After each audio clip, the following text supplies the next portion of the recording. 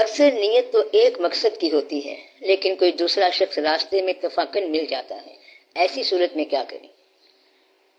بات یہ ہے کہ اگر آپ کسی دفتر میں ملازم ہوں اور دفتر جانے کے وقت سے پہلے اگر کوئی مل جائے تو آپ اسے کہتے ہیں کہ شام کو ملیں گے یا بعد میں ملیں گے۔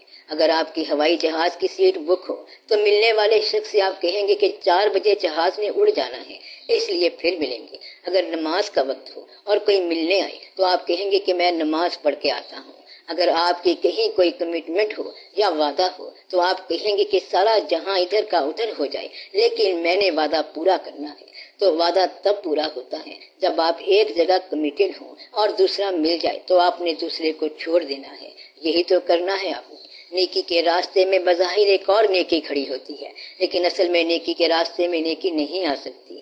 جو نیکی کے راستے میں رکاوٹ ہو وہ نیکی نما کوئی چیز ہوتی ہے اور نیکی نہیں ہوتی، بلکہ نیکی کا لبادہ ہے۔ اگر آپ اپنے باپ کے پاس جا رہے ہوں اور راستے میں پرانا دوست مل جائے تو پھر آپ باپ کے پاس جانا، اپنے راستے کو حجابات سے اور رکاوٹوں سے آزاد کرو تو آپ سیدھے چلتے جاؤ اور توجہ سے چلتے جاؤ۔ اگر رات کے اندھیرے میں دور ایک چراغ جل رہا ہو تو راستے میں اس چراغ کی روشنی تو نہیں ہوتی، لیکن اس سے سمت معلوم ہو جاتی ہے۔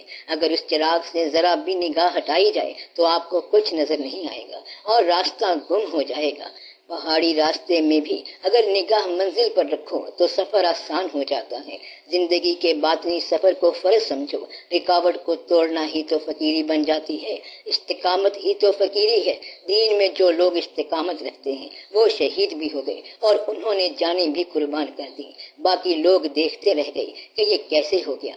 اصل راز یہ ہے کہ جس نے جان دی تھی اس نے جان لے لی ہے، اب جھگڑا کس بات کا؟ دیکھنے والے کو سمجھ نہیں آتی کہ یہ راستے میں کیوں نہ بیٹھ گئے، لیکن جو منزل سے محبت کرتا ہے وہ کبھی راستے میں نہیں بیٹھ سکتا۔ آپ نے فرمایا ہے کہ ایک راستے کو اپنانا چاہیے، لیکن زندگی میں انسان کئی راستوں سے گزر کر اصل راستے کو پاتا ہے۔ ایسی صورتحال میں کیا کرنا چاہیے؟ ہوتا یہ ہے کہ جس وقت یہ سمجھ آ جائے کہ ایک راستے کا مسافر بننا ہے تو اس وقت ایک راستہ اپنا لو۔ اس سے پہلے کے سفر کو آپ کچھ نہیں کر سکتے سوائے اس کے کہ اس پچھلے سفر کو آپ چھوڑ دیں۔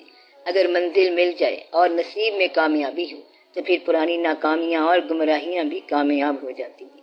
جس آدمی کا آخری سانس مسلمان ہو جائے اس کی ساری زندگی مسلمان ہو جاتی ہے، ہر چند کہ وہ کافرانہ تھی۔ 70 سال کا کافر کلمہ پڑھ کے مسلمان ہو گیا تو اس کے پچھلے 70 سال بھی مسلمان ہو گئے۔ اس لیے گمراہ کا راستہ ٹھیک ہو جائے تو وہ راہ پر آ جاتا ہے۔ آپ اپنے مستقبل کو سیف کرو تو آپ کے گمراہ زمانے بھی محفوظ کر دیے جاتے ہیں۔ اگر پہاڑ پر جانے والا شخص راستہ گم کر بیٹھے تو وہ بڑا شور مچاتا ہے، اور اگر وہ چوٹی پر پہنچ جائے تو اس کا سارا راستہ ہی کامیابی کا راستہ ہے۔ پانی بھرن سہیلیاں رنگا رنگ گھڑے، بھریا اس دا جانیے جس دا توڑ چڑھے۔ یعنی سب سہیلیاں رنگین گھڑے لے کر پانی بھرنے جا رہی ہیں، لیکن کامیاب وہی کہلائے گی جو پورا گھڑا بھر کے گھر لوٹے۔ تو اگر آپ منزل تک پہنچ گئے تو ہر راستہ ہی صحیح تھا۔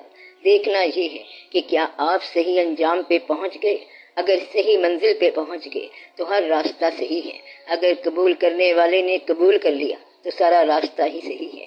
جو لوگ پہلے کافر تھے وہ مومن ہو گئے تو پاسباں مل گئے کعبے کو صنم خانوں سے۔ اسلام کے کلمے سے پہلے اور دین تھا اور سارے لوگ ادھر سے تشریف لائے ہیں۔ دین تو ان کا خدا داد ہے، مگر اللہ تعالیٰ اس راستے سے لا کر شامل کرتا جاتا ہے۔ اس لیے ماضی کی کوئی بات نہیں ہے بلکہ مستقبل کی اور حال کی بات ہے۔ تو کافر کا انجام مسلمان ہو سکتا ہے۔ سبحان اللہ۔ جو پہلے آوارہ پھرتا تھا گمراہ تھا اور دوست کا ٹھکانہ نہیں جانتا تھا۔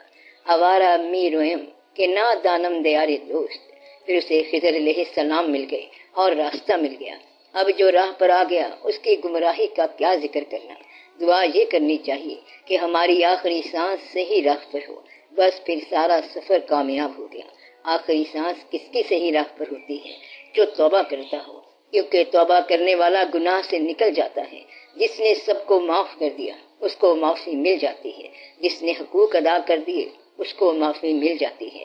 جو بے ضرر ہو گیا وہ فقیر ہو گیا، اور جو منفعت بخش ہو گیا وہ اللہ کا دوست ہو گیا۔ تو لوگوں کو نقصان پہنچانے سے توبہ کرو اور انہیں فائدہ پہنچانا شروع کر دیا۔ سخی کون ہوتا ہے؟ اللہ کا دوست ہوتا ہے۔ غریب بھی سخی ہو سکتا ہے اگر وہ دوسرے کے مال کی تمنا چھوڑ دے۔ غریب بھی اللہ کا دوست ہو سکتا ہے۔ اسی طرح کاسب بھی حبیب اللہ ہو سکتا ہے، یعنی ہاتھ سے کام کرنے والا اللہ کا دوست ہو سکتا ہے۔ تو اللہ تعالیٰ تو دوستی بنانے کے لیے تیار ہے، مگر آپ بہت مصروف ہیں۔ اللہ تعالیٰ آپ کو موقع دیتا رہتا ہے۔ مثلاً کوئی سائل دروازے پر آ جائے اور اللہ کے نام پر مانگے تو اسے کہیں گے معاف کرو، مگر وہ اور طرح کا سائل ہے۔ وہ کہے گا کہ مجھے پہچانو کہ میں کون ہوں، میں تم جیسے بخیل کو سخی بنانے آتا ہوں۔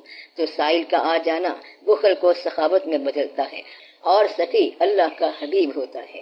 تو ایسے سائل کی قدر کرنی چاہیے جو بخیل کو سخی بناتا ہے۔ اللہ تعالیٰ نیکی کے مواقع عطا فرماتا رہتا ہے۔ اگر بدی کا موقع ہو اور وہ چھوڑ دی جائے تو وہ نیکی بن جاتی ہے، لیکن لالچی آدمی نہیں مانتا اور بدی کرتا رہتا ہے، وہ پیسے گنتا رہتا ہے۔